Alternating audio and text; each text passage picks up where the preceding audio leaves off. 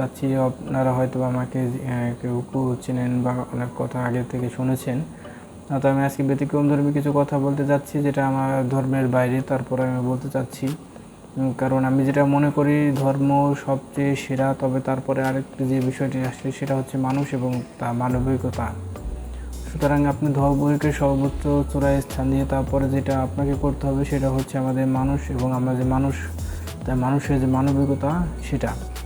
সুতরাং আসছে সামনে কোরবানি ঈদকে লক্ষ্য করে আমরা প্রচুর টাকা নষ্ট করব চারিদিকে, এদিকে সেদিকে। এই পশু কিনবো, পশু কোরবানি দেবো, একটা আনন্দে চারিদিকে সবাই অনেক আনন্দ উপভোগ করবে, এটাই স্বাভাবিক। আমি চাই আপনারাও করেন, কোনো অসুবিধা নেই। কিন্তু এই কোরবানি দিতে গিয়ে বা এই পশু কোরবানি দিতে গিয়ে আপনাদেরকে অবশ্যই খেয়াল করতে হবে যে আপনার এই কোরবানির জন্য কারো যেন কোনো ধরনের ক্ষতি না হয়। কোরবানি শব্দের অর্থ হচ্ছে আমাদের কোনো কিছুকে আমাদের বলি দেওয়া বা কোরবানি দেওয়া বলতে বোঝায় আমরা আমাদের যে কোনো বিষয়ে সেটাকে বিসর্জন দেওয়া বা সম্পূর্ণরূপে ত্যাগ করা। তো ধর্মীয় দৃষ্টিতে দেখতে গেলে আলোচনা করলে দেখা যাবে যে কোরবানির কথার অর্থ হচ্ছে কোনো নিজের ভিতরে আমরা পশু কোরবানি এই কারণে দিয়ে থাকি যে হচ্ছে আমরা যে আমাদের মনের ভিতর যে পশু আছে আমরা যেন সেই পশুকে কোরবানি দিই এবং আমাদের মনের ভিতরে পশুকে যেন দূর করি। সুতরাং কোরবানিটা যেন ঠিক এমনই হয় যে আমাদের মনের ভিতর যে পশু আছে আমরা সেই পশুকে কোরবানি দেব। তো কোরবানির পশু আবার আমরা বিভিন্ন রকমের পশু দেখা যায় আমরা বাইরে কিনে কোরবানি দিই, বেশ ভালো কথা, আপনি কোরবানি দেন, সমস্যা নেই। কিন্তু আপনি কোরবানির সাথে সাথে অবশ্যই পশুটাকে কোরবানি দেওয়ার সাথে সাথে আমাদের মনের ভিতরে যে একটা পশু আছে বা পশুত্ব বোধ থাকে অনেকের, আমরা যেন এই পশুত্ব বোধটাকেও বিসর্জন দিয়ে দিই বা এই পশুত্ব বোধটাকেও যেন কোরবানি দিয়ে দিই। আমরা পৃথিবীর সর্বশ্রেষ্ঠ প্রাণী মানুষ হিসেবে আমাদের প্রত্যেকেরই কোনো না কিছু করার থাকে। আমি সকলেই পৃথিবীতে আছি, এখন খুব ভালো আছি, আপনি প্রত্যেকে একদিন এই পৃথিবী থেকে মারা যেতে হবে। সুতরাং অবশ্যই খেয়াল রাখতে হবে যে আমরা এই পৃথিবী থেকে মারা যাওয়ার আগে অন্তত মানুষের জন্য কিছু করে যাই, যাতে আমি এখান থেকে মারা গেলে পরেও বা এখান থেকে চিরবিদায় নিয়ে গেলে পরেও যাতে আমার পরবর্তী জেনারেশন বা আমার পরবর্তী উত্তরাধিকার সূত্রে যারা থাকবে তারা যেন আমাকে নিয়ে কারো কাছ থেকে কখনো খারাপ কোনো মনোভাব বা খারাপ কোনো কথা যেন না শুনে, আমার জন্য কারো কাছে যেন তাদেরকে সমালোচিত না হতে হয়। সুতরাং অবশ্যই কোরবানির মাধুর্যতাকে আমরা এমনভাবে মধুর করে তুলব যাতে কারো কাছে আমরা যাতে সমালোচিত না হয়ে সবার কাছে আরও আদরণীয় এবং বরণীয় হয়ে থাকি। এটাই মূলত কোরবানির মূল উদ্দেশ্য এবং মূল কাজ।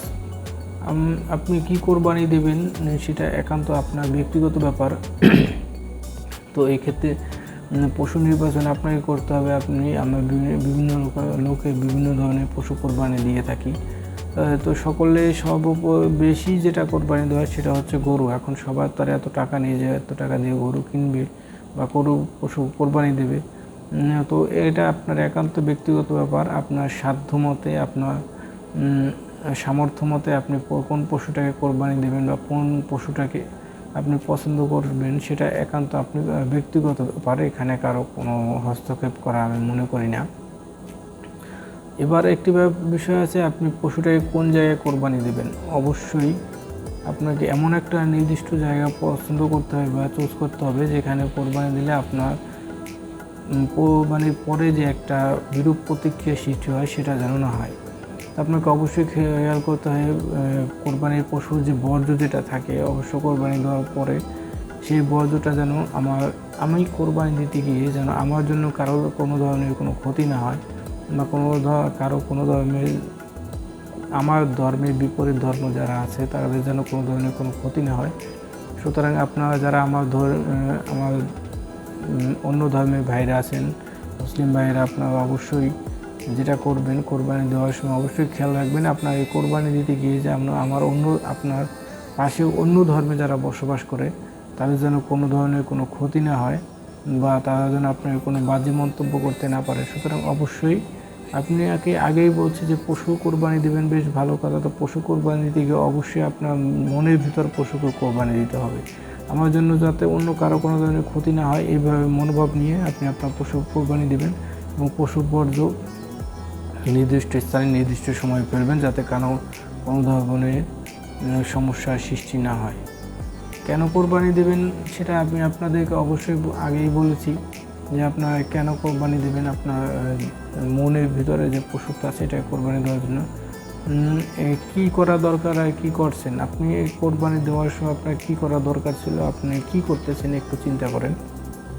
অনেকে আমরা যেটা করি সেটা হচ্ছে, আমাদের আশপাশে কিন্তু আপনার ধর্মের বাইরেও অনেক ধর্মের লোক বাস করে, সুতরাং আমরা তাদের সাথে যেন খারাপ ব্যবহার না করি, আমরা যেন তার এমন ধরনের কোনো ক্ষতি না হয়। যেমন দেখা যায় আপনার বাড়ির পাশে আরেকটা ধর্মীয় প্রতিষ্ঠান থাকতে পারে, আমরা সেখানে গিয়ে জানতে কোরবানি না দিই, তাদের ধর্মে যেন কোনো প্রভাব না পড়ে। এরকম অনেক সময় হয়, আমরা দেখি আমাদের আশপাশে এরকম হয়, সুতরাং এমনটা যেন না হয়।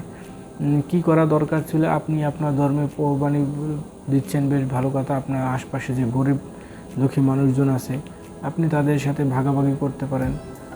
আপনি অবশ্যই ভাগাভাগি করবেন, এটাও স্বাভাবিক।